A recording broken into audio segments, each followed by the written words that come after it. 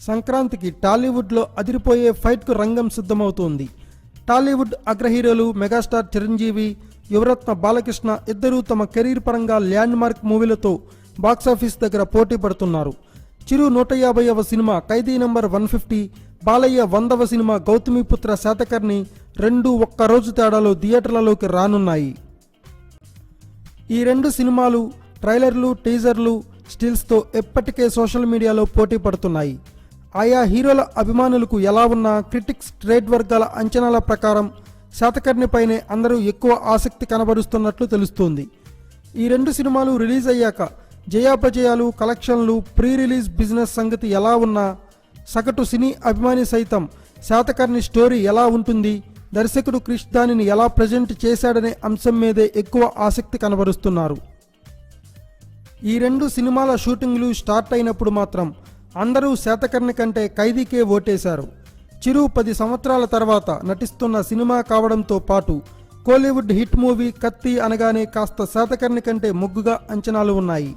ప్రస్తుతం టీజర్లు, ట్రైలర్లు వచ్చాక cinema release date దగ్గర పడుతున్న కొద్దీ చూస్తుంటే అంచనాలు తలకిందులయ్యాయి. అందరూ ఖైదీ కంటే శాతకర్ణి వైపే మొగ్గు చూపుతున్నారు. శాతకర్ణి ట్రైలర్ తర్వాత ఖైదీ క్లీన్ బౌల్డ్ అయ్యిందన్న చర్చలు కూడా ఇండస్ట్రీలోనూ, ట్రేడ్ వర్గాల్లోనూ వినిపిస్తున్నాయి. ఇలాంటి హిస్టారికల్ మూవీని క్రిష్ కేవలం 8 నెలల్లో ఇంత క్వాలిటీతో తెరకెక్కించిన తీరుకు అందరూ ఫిదా అవుతున్నారు. ఈ టీజర్ ఎనానిమస్ హిట్ టాక్ సొంతం చేసుకుంది. చిరు ఖైదీ నంబర్ టీజర్లో చెప్పిన డైలాగ్స్ చేస్తా, చూస్తా, కోస్తా ఎప్పుడో పాత సినిమాల డైలాగ్స్ను తలపిస్తున్నాయన్న చర్చ కూడా నడుస్తోంది. ఖైదీ పాత చింతకాయ పచ్చడి సినిమాను తలపించేలా ఉందన్న గుసగుసలు కూడా బయటకు పొక్కేశాయి. ఓవరాల్గా ఖైదీ బిజినెస్ 100 కోట్లు అని బయటకు టాక్ వస్తున్నా బయ్యర్లు భారీ రేట్లు చెల్లించేందుకు ముందుకు రాకపోవడంతో చాలా చోట్ల చెర్రీ సొంతంగా రిలీజ్ చేస్తున్నట్లు కూడా మ్యాటర్ లీక్ అయ్యింది. ఇటీవల ధృవ విషయంలో కూడా నిర్మాత అల్లు అరవింద్ చెప్పిన భారీ రేట్లకు కొనేందుకు బయ్యర్లు ముందుకు రాకపోవడంతో అరవింద్ చాలా ఏరియాల్లో ఓన్గా రిలీజ్ చేసిన సంగతి తెలిసిందే.